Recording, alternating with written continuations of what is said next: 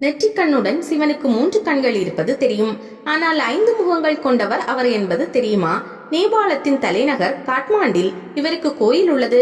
பசுபதிநாதர் எனப்படும் இவர் உலக இயக்கத்தையே பார்த்து கொண்டிருக்கிறார். அவரது பார்வையில் இருந்து யாரும் தப்ப முடியாது. பசுக்கள் என்றால் உயிர்கள்.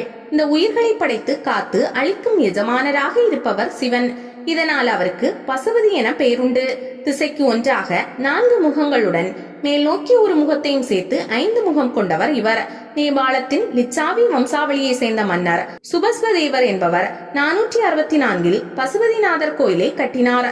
பகோடா கட்டடக்கலையால் ஆன இக்கோயில் கனசதுர வடிவம் கொண்டது. கோயில் முழுவதும் தாமிர கூரையுடன் தங்க முலாம் பூசப்பட்டுள்ளது.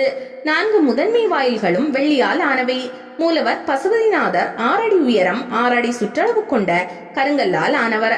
சிவனின் 4 முகங்களுக்கு எதிரேயும் தனித்தனியாக நுழைவாயில்கள் உள்ளன. ஒவ்வொன்றின் அருகிலும் பண்டாக்கள் எனப்படும் பூஜாரிகள் இருக்கின்றனர். கோயில் எங்கும் பக்தர்கள் அமர்ந்து ருத்ர ஜபம் செய்கின்றனர். சிவன் எதிரில் பித்தளையால் ஆன பெரிய நந்தி சிலை உள்ளது.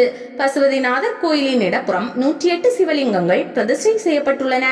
அவற்றை சுற்றி வருவதற்கு தனிப்பாதை அமைக்கப்பட்டுள்ளது. கோயிலின் பின்புறம் பாசுமதி நதி ஓடுகிறது. இதில் நீராட படித்துறைகள் உள்ளன. அதில் ஆரியக்காட் படித்துறையில் இறந்தவர்களின் உடலை தீயிட்டு எரித்து அஸ்தியை ஆற்றில் கரைக்கின்றனர்.